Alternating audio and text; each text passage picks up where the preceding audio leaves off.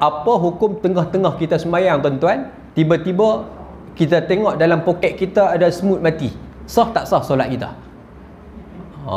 Duduk tengah sembahyang ni tuan-tuan, ataupun habis sembahyang, kita buka poket ada satu ekor semut mati dalam poket kita, sah tak solat kita?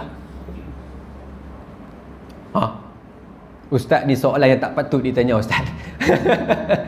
Sah tak tuan-tuan? Sah. Jawapannya adalah tidak sah. Jaga baik-baik tuan-tuan, tak sah solat kita bila mana kita sembahyang dalam keadaan ada semut mati pada pakaian kita. Pasal apa? Kerana semut itu di antara haiwan yang mana bila mati jadi bangkai. Maka bila bangkai, kita sembahyang dalam keadaan kita menanggung bangkai, maka kita dalam keadaan menanggung najis. Bila menanggung najis, maka solatnya adalah tidak sah. Tidak sah. Apa yang tak tahu?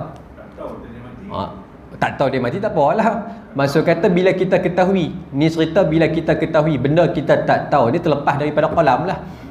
Jadi benda yang kita ketahui habis-habis sembahyang, kita tengok ada tiba-tiba seekor semut mati, maka hukumnya adalah tidak sah solat kita kerana kita menanggung bangkai.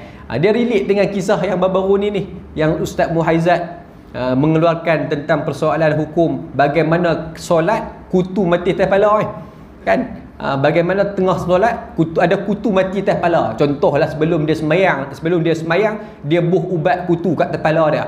Kemudian dia sembahyang, kutu mati atas kepala, sah tak sah solat? Maka dalam mazhab Syafi'i hukumnya tak sah solat. Pasal kita menanggung najis, menanggung bangkai di atas kepala kita. Tapi adalah pandangan-pandangan ulama yang mengeluarkan tentang adanya hukum sah solat tersebut kerana haiwan-haiwan tersebut tidak mengalir darah, maka dia dimaafkan. Tetapi dalam mazhab Syafi'i maka kekal bahawa ia menanggung najis, maka tidak sah.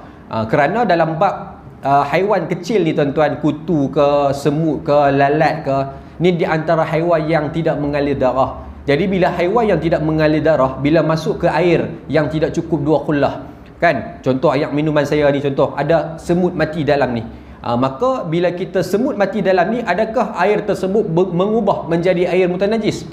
Adakah menjadi air najis? Jawapannya tidak, kerana dia di antara haiwan yang dimaafkan, kerana padanya tidak mengalir akan darah. Jadi maksud kata kita buang, maka air tersebut tetap suci. Maka ini antara haiwan yang dimaafkan. Tetapi bila mana dalam bab ibadah, maka dia tetap dikira sebagai bangkai dalam mazhab Syafi'i. Tetap dikira sebagai bangkai. Dia berbezalah kalau tuan-tuan letak seekor lembu hidup atas kepala time sembahyang, sah tak? Main-main sembahyang tuan-tuan letak seekor lembu, tuan-tuan bersihlah dia punya kubul dan juga dubur, tapi tak atas kepala. Kemudian Allahu Akbar, sembahyang sah tak? Sah. Pasal apa sah? Pasal kita menanggung haiwan yang hidup. Kita Allahu Akbar, dia pun buh sekali sembahyang dengan kita. Tapi cuma jangan buat kerja tu lah. Cuma nak cerita dari sudut hukum, macam tu kaedah dia. Maksud kata sah bila kita ada menanggung haiwan yang hidup.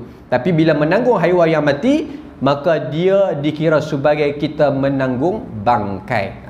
Tuan-tuan, ambil maklum.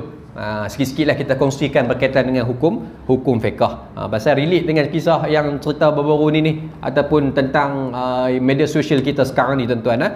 Pasal Ustaz Muazzam sebut kata apa, bila mana adanya kutu sehingga wajib untuk ataupun sehingga kena terpaksa membotakkan kepala supaya tak ada kutu di atas kepala. Cuma saya mengambil pandangan cukuplah sekadar kita shampoo rambut tuan-tuan, bersihkan sebersih-bersihnya supaya menggugurkan segala kutu yang ada pada rambut. Baik.